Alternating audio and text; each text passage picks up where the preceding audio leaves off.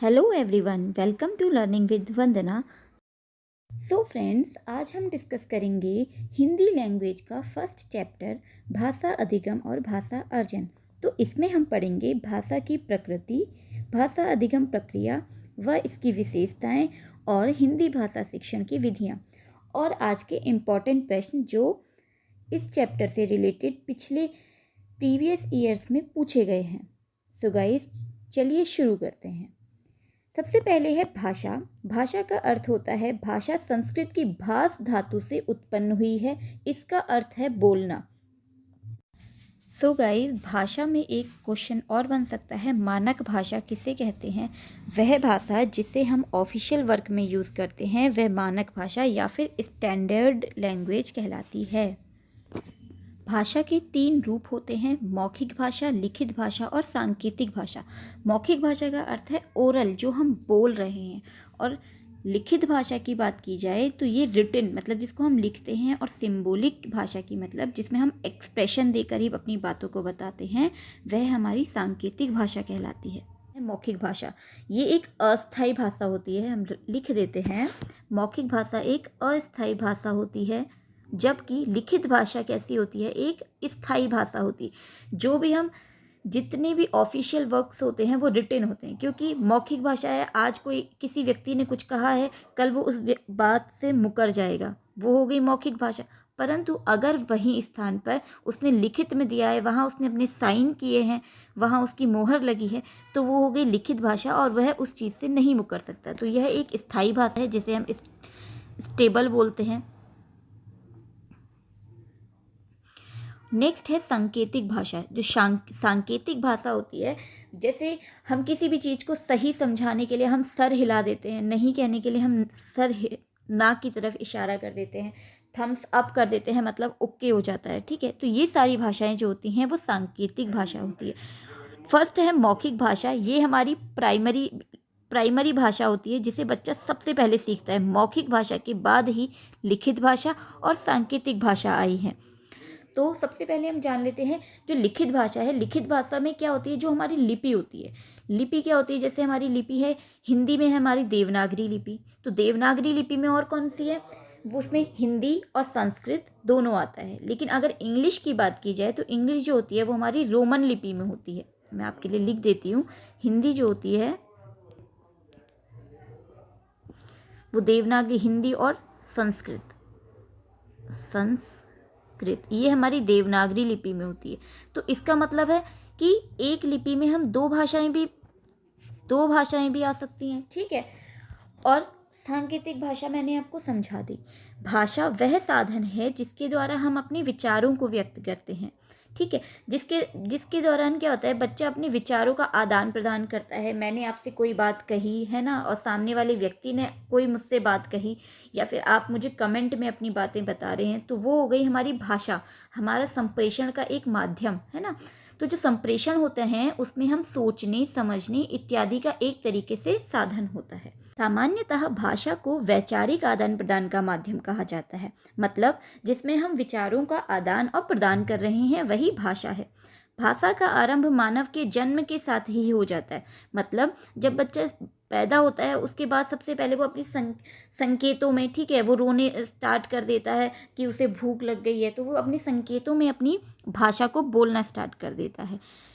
भाषा में निपुणता व्यक्ति बोलना, पढ़ना, लिखने के द्वारा कर सकता है। मतलब जो हम पढ़ाई कर रहे हैं, जैसे बोलते हैं ना, बच्चा विद्यालय जाएगा तभी पढ़ना और लिखना सीख सकता है ना, तो उसके बिना तो उसको नहीं आएगा। तो भाषा में निपुणता तभी आएगी जब वह बोलना, पढ़ना और लिखना करेगा। भाषा ग्रहण करने की प्रक्रिया निरंतर चलने वाली प्रक्रिया है। मतलब यह लगातार चलने वाली प्रक्रिया नहीं। नेक्स्ट दिया गया है भाषा अर्जन प्रक्रिया। अर्जन का अर्थ है एक्वायर करना किसी चीज़ को। अर्जन करना किसी भी भाषा को व्यक्ति स्वयं के प्रयासों द्वारा अर्जित कर सकता है तथा भाषा एक अर्जित संपत्ति है। इसका अर्थ है कि जब कोई भी चीज़ हम स्वाभाविक रूप से, सहज रूप से अपने आसपास के वातावरण से सीख लेते हैं, वह हम अपने परिवेश द्वारा सीख लेते हैं, और यह एक अचेतन प्रक्रिया है। बालक भाषा का अर्जन अनुकरण द्वारा करता है, अर्थात नकल द्वारा करता है। भाषा अर्जन की प्रक्रिया बालक के जन्म से ही प्रारंभ हो जाती है। भाषा अर्जन में अभ्यास की महत्वपूर्ण भूमिका होती है। वह भाषा अर्जन बालक अपनी प्रथम भाषा मातृभाषा से करता है। भाषा अर्जन एक अचेतन प्रक्रिया है। भाषा सीखने वाली समानता इस बात अनिभज्ञ होते हैं कि वे भाषा सीख रहे हैं। सो गाइस, फर्स्ट ऑप्शन देखिए, अनुकरण द्वारा करता है मतलब नकल द्वारा करता है। सेकंड ऑप्शन में है भाषा अर्जन की प्रक्रिया बालक के जन्म से मतलब स्टार्टिंग से स्टार्ट हो जाती है उसके वातावरण द्वारा। थर्ड ऑप्शन में है अभ्यास की महत्वपूर्ण भूमिका होती है, और भाषा अर्जन में बालक अपनी मातृभाषा से स्टार्ट करता है। ठीक है, जो उसके आसपास में उसकी मातृभाषा बोली जा रही होगी उससे वो बालक भाषा को अर्जन करता है। फोर्थ ऑप्शन है भाषा अर्जन एक अचेतन प्रक्रिया है। इसका अर्थात उसको चेतन अवस्था में होना आवश्यक नहीं है। नेक्स्ट है मुख्य परिभाषाएं जो प्रीवियस ईयर क्वेश्चंस में काफ़ी बार पूछी गई दी हैं। तो फर्स्ट है, चॉम्स्की के अनुसार बच्चे भाषा अपने वातावरण से अर्जित करते हैं व उनके अंदर जन्मजात भाषा अर्जन युक्ति होती है। नेक्स्ट है गेट्स के अनुसार, इन्होंने कहा था व्यवहार में रूपांतर लाना ही अधिगम है।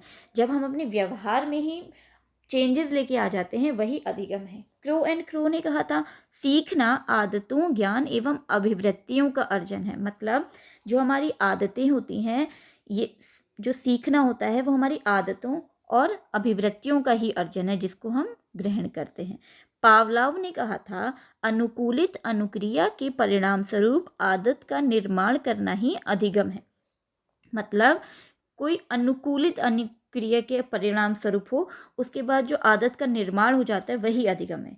नेक्स्ट बात की थी वुडवर्थ ने, सीखना विकास की प्रक्रिया है, सीखना अनुभव द्वारा व्यवहार में परिवर्तन है। ये नेक्स्ट बात की जाए भाषा अधिगम व अर्जन में मुख्य अंतर।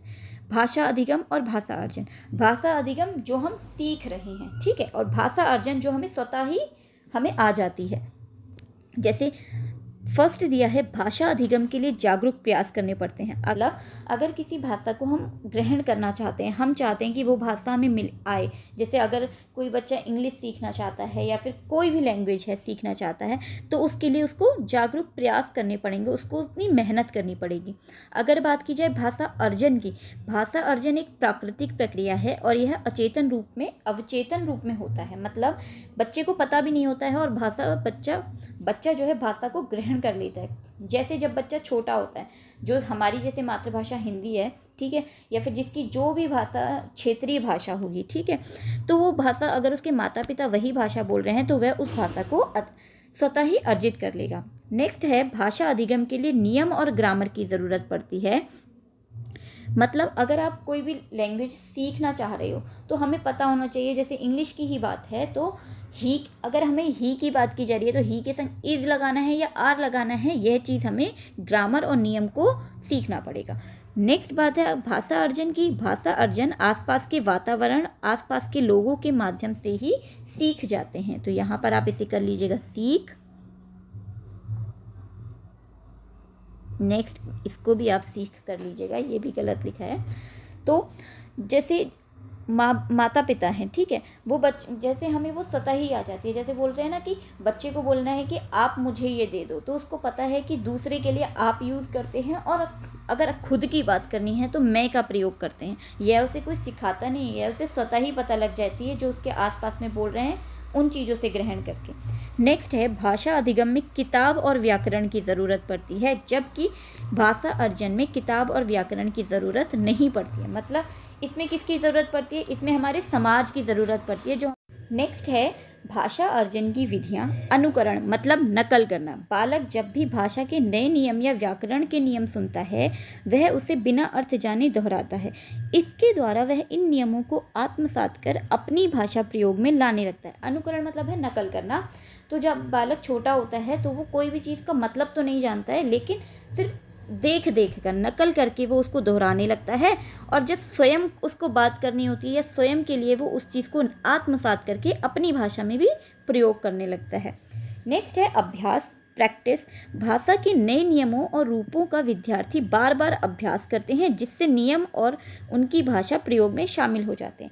जैसे जब बालक होता है, छोटा होता है, तो उसके माता पिता उससे प्रश्न कर रहे होते हैं और उत्तर कर देते हैं कि जैसे बेटा मेरे लिए पानी ले आओगे, तो वो कहता है हाँ, ठीक है। तो ये चीज़ें होती हैं। फिर उसके बाद वो कहता है मम्मी मेरे लिए पानी ले आओगे, तो उसने ये सुना ना, उसका क्या हो रहा है, अभ्यास हो रहा है, ठीक है। तो वो प्रयोग करके बार बार अभ्यास कर रहा है, इससे भी क्या होगा, भाषा अर्जन हो जाएगा। नेक्स्ट है पुनरावृत्ति। बालक भाषा के जिन नियमों या रूपों को बार बार सुनता है वही नियम उसे याद हो जाते हैं और वह उसे अपने व्यवहार में लाने लगता है। मतलब किसी बात को अगर वो रिपीट कर रहा है, ठीक है, कोई बात रिपीट हो रही है, बार बार उस चीज़ को सुन रहा है, तो वो उसे याद हो जाएंगे और वह उसे अपने व्यवहार में लाने लगता है। विशेषताएं। सीखने की प्रक्रिया आजीवन चलती है, मतलब लाइफ टाइम चलने वाली प्रक्रिया है। नेक्स्ट दिया है सीखना वह परिवर्तन है जिसमें व्यक्ति अपने और दूसरों के अनुभवों से सीखकर अपने व्यवहारों, विचारों, इच्छाओं, भावनाओं आदि में परिवर्तन कर सकता है, ठीक है। नेक्स्ट दिया है सीखना अनुकूलन है। सीख कर ही व्यक्ति नई परिस्थितियों में अपना अनुकूलन कर सकता है। मतलब कोई व्यक्ति जो है वो सीख रहा है, ठीक है, नई परिस्थितियों में कैसा अनुकूलन करना है, वो व्यक्ति क्या होगा कि कहीं पर उसने गलत किया, सही किया, उसी के आधार पर वो नई परिस्थिति में जाकर भी वो अनुकूलन कर सकता है।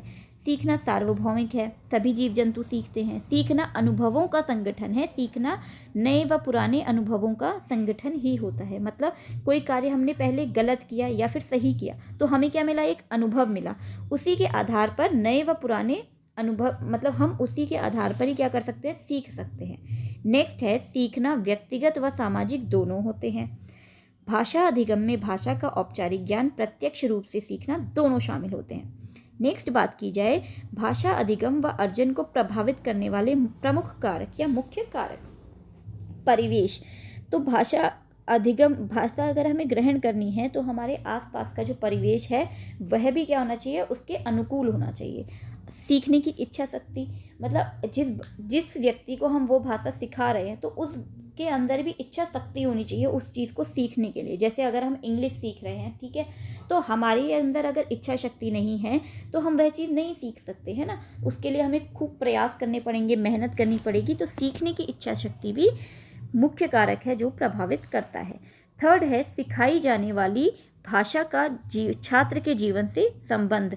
मतलब उन दोनों चीज़ का संबंध होना चाहिए। ज़रूरी नहीं, जैसे अगर चाइनीज़ है, हमारे जीवन से कोई चाइनीज़ लैंग्वेज को सीखने का संबंध ही नहीं है। हमें क्यों सीखनी है, हमें किससे बात करनी है, ठीक है, तो वह होना भी आवश्यक है।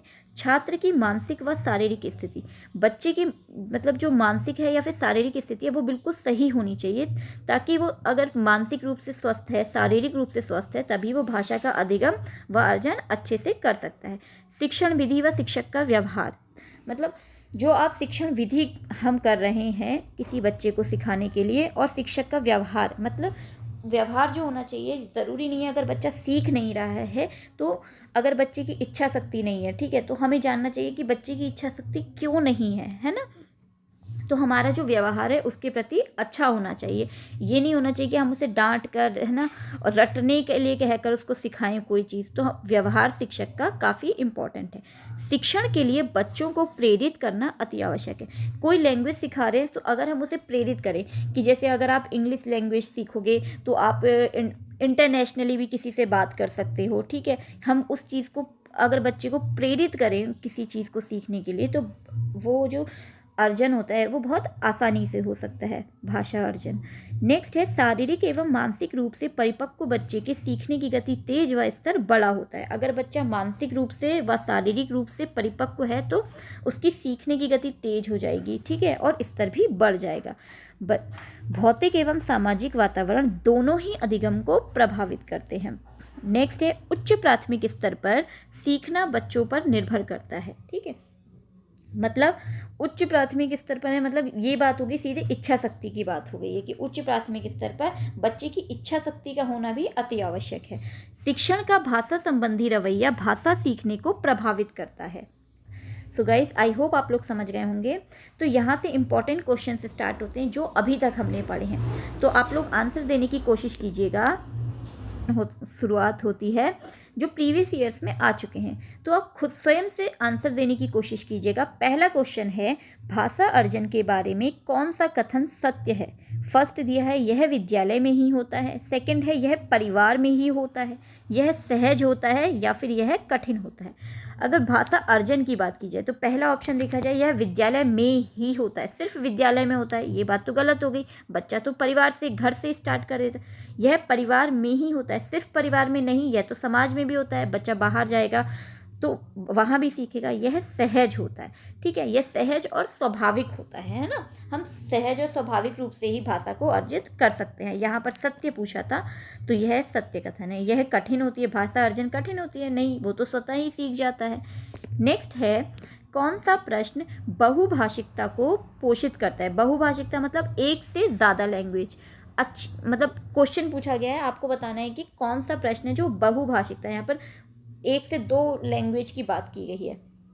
फर्स्ट ऑप्शन है अच्छी लगने वाली महक को क्या कहेंगे, सेकंड है बुरी लगने वाली महक को क्या कहेंगे, थर्ड ऑप्शन है आपके घर में किस किस की महक आती है, और फोर्थ ऑप्शन है फूलों के बारे में है यहाँ पर,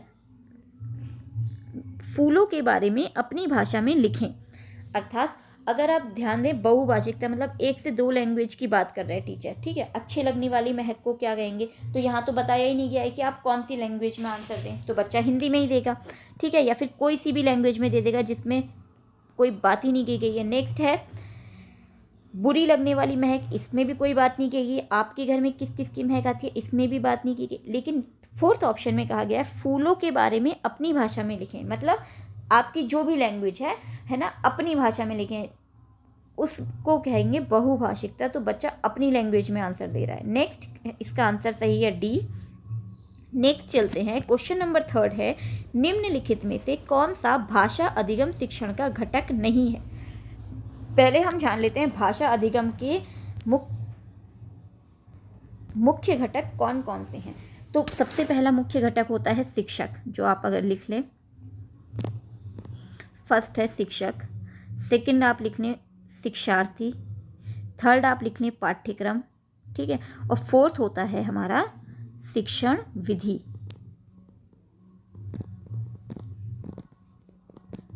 तो क्या चीज़ हमारी आंसर नहीं दी गई है, माता पिता। तो यही आंसर हमारा घटक नहीं है, यही आंसर हमारा सही हो गया। तो यही हमारा आंसर जो है सही हो गया, माता पिता। उसकी जगह क्या होना चाहिए था, शिक्षण विधि। तो आई होप आप लोग समझ गए होंगे। नेक्स्ट चलते हैं, क्वेश्चन नंबर फोर्थ है, क्वेश्चन है उच्च प्राथमिक स्तर पर भाषा सीखने को प्रभावित करता है। फर्स्ट ऑप्शन दिया है बच्चों द्वारा किया जाने वाला सुलेख, शिक्षक द्वारा ली गई परीक्षा, भाषा संबंधी गृह कार्य व शिक्षक का भाषा शिक्षण संबंधी रवैया। तो अभी आपने ध्यान से देखा होगा, मैंने कहा था जो टीचर होता है उसका रवैया जो होना चाहिए शिक्षण के लिए, भाषा शिक्षण के लिए, वो अच्छा होना चाहिए। तो यही जो है वो प्रभावित करेगा सीखने को, किसमें, भाषा सीखने के लिए ये जो है वो मुख्य रूप से प्रभावित करेगा। सो आई होप आप लोग समझ गए होंगे। चलते हैं नेक्स्ट क्वेश्चन पे, भाषा सीखने की प्रक्रिया में सबसे कम महत्वपूर्ण है। तो ये क्वेश्चन भी 2 बार आया हुआ है, 2018 में आया है, ये तो मुझे याद था। नेक्स्ट, इसके फर्स्ट ऑप्शन है भाषा का आकलन, भाषा शिक्षण की पद्धति, भाषा का परिवेश व भाषा की पाठ्य पुस्तक। तो आप इसका आंसर देने की कोशिश कीजिएगा कि भाषा सीखने में सबसे कम इम्पॉर्टेंट क्या है, भाषा का आकलन, भाषा शिक्षण की पद्धति, भाषा का परिवेश या फिर पाठ्य पुस्तक। तो जो सबसे कम महत्वपूर्ण होता है वो है पाठ्य पुस्तक, ठीक है। तो भाषा सीखने के लिए हमें भाषा का परिवेश होना भी ज़रूरी है, ठीक है, शिक्षण की पद्धति भी अच्छी होनी चाहिए भाषा शिक्षण की, भाषा का आकलन भी होना चाहिए। तो इसका सही आंसर है भाषा की पाठ्य पुस्तक। नेक्स्ट चलते हैं, भाषा अर्जन व अधिगम में मुख्य अंतर क्या है। भाषा अर्जन में और अधिगम में अभी मैंने आपको अंतर भी बताए थे। फर्स्ट ऑप्शन है भाषा लेखन और अभ्यास, स्वाभाविकता, पाठ्य पुस्तकों के अभ्यासों का अभ्यास करने में, या फिर भाषा के नियमों को स्मरण करने में। तो पहला ऑप्शन दिया है भाषा लेखन और अभ्यास, तो ये तो नहीं होता है, ठीक है, फर्स्ट ऑप्शन जो दिया है वो तो नहीं है। नेक्स्ट है स्वाभाविकता, बिल्कुल, भाषा अर्जन और अधिगम में जो मुख्य अंतर होता है वो होता है स्वाभाविकता। जो भाषा अर्जन होती है वो हम स्वाभाविक रूप से ग्रहण कर लेते हैं, सहज और स्वाभाविक रूप से, ठीक है, लेकिन अधिगम के लिए हमें मेहनत करनी पड़ती है, हमें प्रयास करने पड़ते हैं, ठीक है। तो इसका सही आंसर है स्वाभाविकता। थर्ड ऑप्शन दिया था पाठ्य पुस्तकों के अभ्यास करने में, ये भी गलत हो जाता है। वैसे भाषा के नियम स्मरण करने में मतलब याद करने में, ये ऑप्शन भी गलत हो गया। सो गाइज आई होप आप लोगों को वीडियो अच्छी लगी हो। अगर आपको वीडियो अच्छी लगी हो तो please like share subscribe and comment ज़रूर करें। Thank you so much.